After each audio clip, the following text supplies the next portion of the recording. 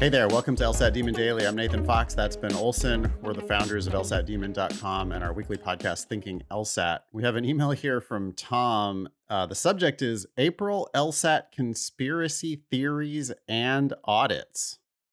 Audits. Wow. Okay. Hey guys, the R LSAT page has been exploding with conspiracies since the April score release.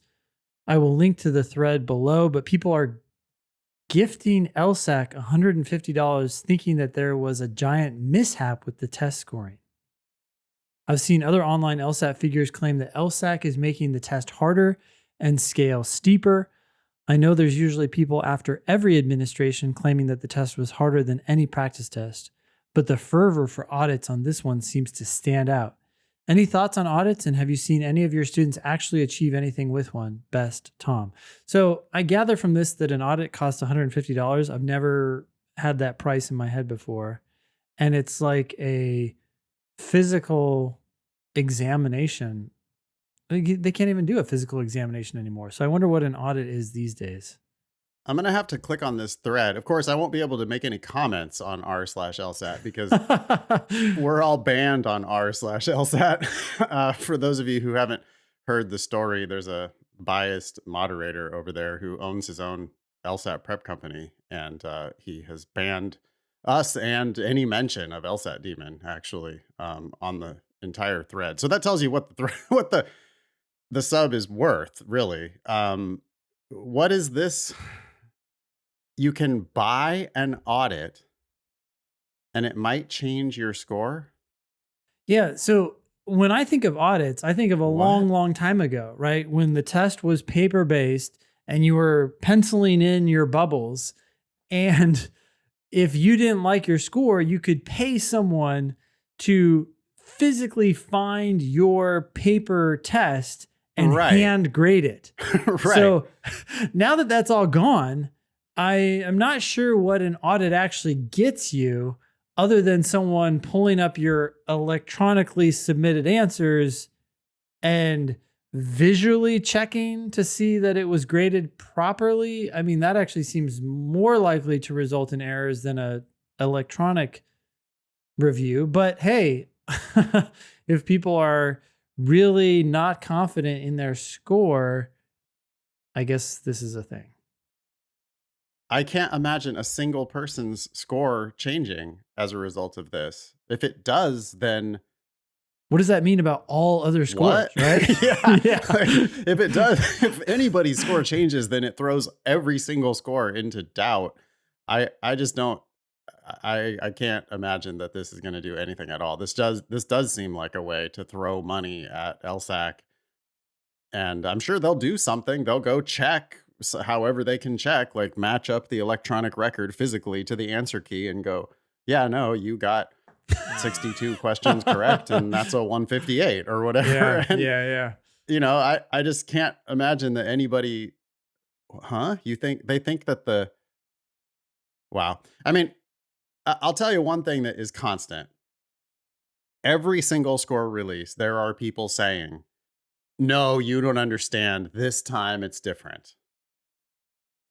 That's every time.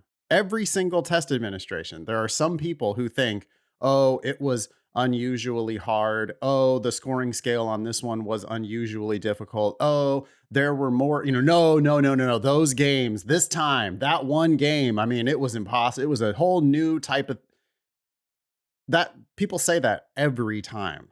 They do.